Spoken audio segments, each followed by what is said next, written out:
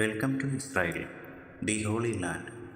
കുടിവെള്ളത്തിന് പോലും വകയില്ലാതിരുന്ന ഭൂരിഭാഗവും വരണ്ട മരുഭൂമി മാത്രമായിരുന്ന ഒരു രാജ്യം ഇന്ന് ലോകത്തെ മുഴുവൻ അത്ഭുതപ്പെടുത്തുന്ന കാർഷിക വിളവെടുപ്പ് നടത്തുന്നു എന്ന് പറഞ്ഞാൽ വിശ്വസിക്കാൻ കഴിയുമോ? അതെ, നമ്മളിന്ന് സംസാരിക്കുന്നത് ഇസ്രായേലിൻ്റെ കാർഷിക അത്ഭുതത്തെക്കുറിച്ചാണ്. ഇസ്രായേലിലെ തെക്കൻ മേഖലയായ നെഗവ് മരുഭൂമി കൃഷിക്ക് ഒട്ടും അനുയോജ്യമായിരുന്നില്ല. ചിലയിടങ്ങളിൽ മണ്ണ് കൃഷി പാകപ്പെടുത്തിയെടുക്കുവാൻ മാത്രം 2-ലധികം വർഷത്തെ കഠിനാധ്വാനം ചെയ്തതായി പറയുന്നു. ഈ മരുഭൂമി പ്രദേശത്ത് കൃഷിക്കായി അവർ കണ്ടുപിടിച്ച ഒരു സാങ്കേതിക വിദ്യയാണ് ഡ്രിപ്പ് ഇറിഗേഷൻ അഥവാ തുള്ളി നന. 1960-കളിൽ ഇസ്രായേലിലെ സിംച ബ്ലാസ് എന്ന എഞ്ചിനീയറാണ് ഈ സാങ്കേതിക വിദ്യ വികസിപ്പിച്ചത്.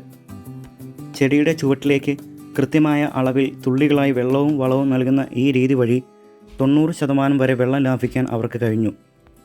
ഇസ്രായേൽ ഇന്ന് കൃഷിക്കായി ഉപയോഗിക്കുന്നത് കടൽവെള്ളം ശുദ്ധീകരിച്ചും ഉപയോഗിച്ച അഴുക്ക് വെള്ളത്തിൻ്റെ 85%-ലധികം അത്യാധുനിക രീതിയിൽ റീസൈക്കിൾ ചെയ്തുമാണ്. ഇസ്രായേലിൻ്റെ മണ്ണിൽ നിന്ന് പുറപ്പെടുന്ന ഈ കാർഷിക സമൃദ്ധിയുടെ സുഗന്ധത്തെക്കുറിച്ച് ഓർക്കുമ്പോൾ ബൈബിളിലെ ഉത്തമഗീതത്തിലെ ആ മനോഹരമായ വരികളാണ് ഓർമ്മ വരിക.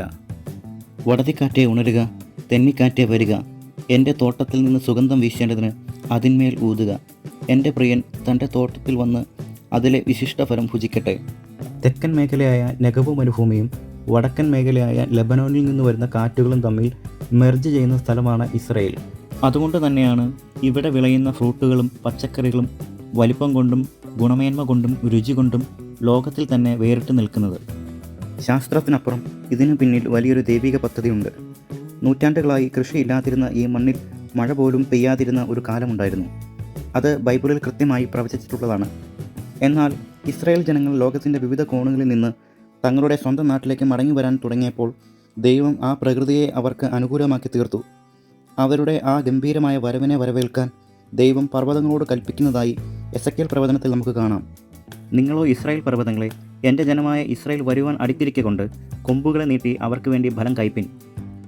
ഇസ്രായേൽ ജനങ്ങളുടെ ഈ തിരിച്ചുവരവ് ദൈവകൽപ്പനയാൽ ആയതുകൊണ്ട് തന്നെ അവരെ ഇനി അവിടെ നിന്ന് ആരും പറിച്ചു കളയില്ല എന്ന് ദൈവം ഉറപ്പു നൽകുന്നുണ്ട്. ഈ ശൂന്യപ്രദേശം ഏദൻ തോട്ടം പോലെയാകുമെന്നും വചനം പറയുന്നു.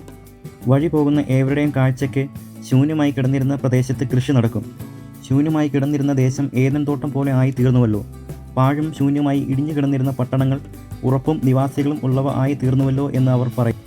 കൃഷി ചെയ്യാൻ ഒട്ടും അനുയോജ്യമല്ലാത്ത ഒരു മരുഭൂമി പ്രദേശത്തെ തങ്ങളുടെ സാങ്കേതിക വിദ്യയും കഠിനാധ്വാനം കൊണ്ട് ഇസ്രായേലിൽ ഒരു കാർഷിക അത്ഭുതമാക്കി മാറ്റി. അവർക്ക് വേണ്ടി പ്രവർത്തിക്കുന്നത് സാങ്കേതിക വിദ്യ മാത്രമല്ല, നൂറ്റാണ്ടുകൾക്ക് മുമ്പ് ദൈവം നൽകിയ ആ വാഗ്ദത്തം കൂടിയാണ്. അതിന്നും അവിടെ തുടർന്നുകൊണ്ടേയിരിക്കുന്നു.